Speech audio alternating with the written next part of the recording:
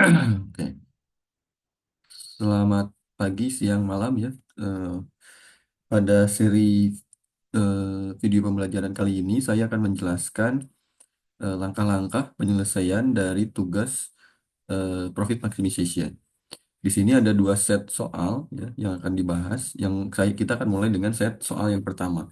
Nah, set soal pertama ini masih berkaitan dengan tugas yang sebelumnya ya, yaitu yang berkaitan dengan fungsi produksi dan juga cost minimization. Jadi ini nyambung ya. Jadi dari fungsi produksi, cost minimization, kemudian sekarang di profit maximization. Jadi untuk kasus yang sama gitu ya. Nah, di tugas sebelumnya kita membahas tentang perusahaan PT Kopi Nusantara dengan fungsi produksi COP12 ya. Kemudian eh, kita dengan fungsi produksi tersebut kita sudah mendapatkan fungsi short run cost ya seperti ini gitu ya. V K1 ditambah W Q pangkat satu per beta kali K1 pangkat minus alfa per beta ya. Ini adalah short run cost-nya. Nah, di sini secara besar di sini soalnya itu yang pertama kita diminta untuk menentukan persamaan short run marginal cost ya. Jadi short run marginal cost seperti apa, kemudian nanti akan membahas tentang short run supply. Jadi ini berkaitan ya dari short run cost, short run marginal cost, kemudian nanti kita akan mendapatkan short run supply. Nah, ketika kita memiliki short run supply ini, maka kita bisa menentukan profit perusahaan ya apa dengan berbagai macam tingkat harga gitu. Jadi dengan harga sekian, berapa kuantiti yang akan diproduksi, dari kuantiti yang diproduksi itu kita bisa menentukan berapa total revenue dan berapa total biaya yang dibutuhkan sehingga pada akhirnya kita bisa menghitung apa namanya profit dari perusahaan untuk setiap harga pasar yang berlaku gitu ya. Itu tujuannya. Nah, nanti di sini juga kita akan membahas terkait shutdown ya, shutdown decision.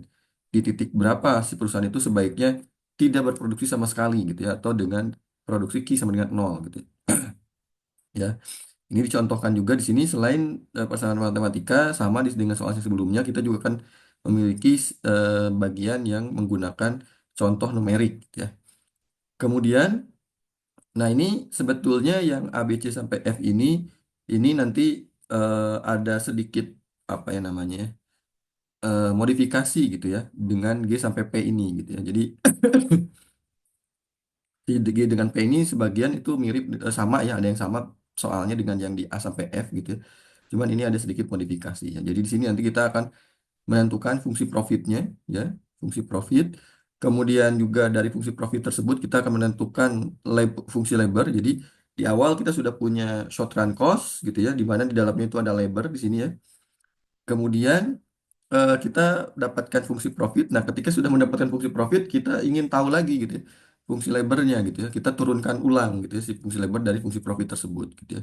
Kemudian nanti kita bisa menghitung eh, apa persamaan profit di jangka pendek, kemudian nilainya dengan nilai-nilai tertentu ya, dengan nilai-nilai parameter yang sudah ditentukan di sini, kita juga bisa menentukan berapa kuantitinya, berapa labor dan profit yang akan didapatkan ya. Kemudian dari fungsi profit juga kita bisa mendapatkan ini ya, short run supply key gitu ya. Kita bisa mendapatkan key-nya seperti itu.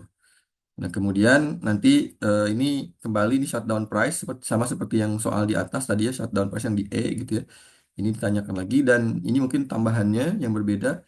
Di sini diminta untuk menghitung producer surplus gitu ya, producer surplus. Nanti saya akan coba jelaskan berbagai setidaknya ada tiga ya cara untuk menghitung producer surplus ini gitu. Nah, itu dan bagaimana hubungan antara producer surplus dengan short run profit nanti ya di soal yang berikutnya. Nah, itu mungkin gambaran soal untuk yang set soal pertama di tugas profit maximization ini. Nanti di video berikutnya saya akan jelaskan bagian per bagian. Terima kasih.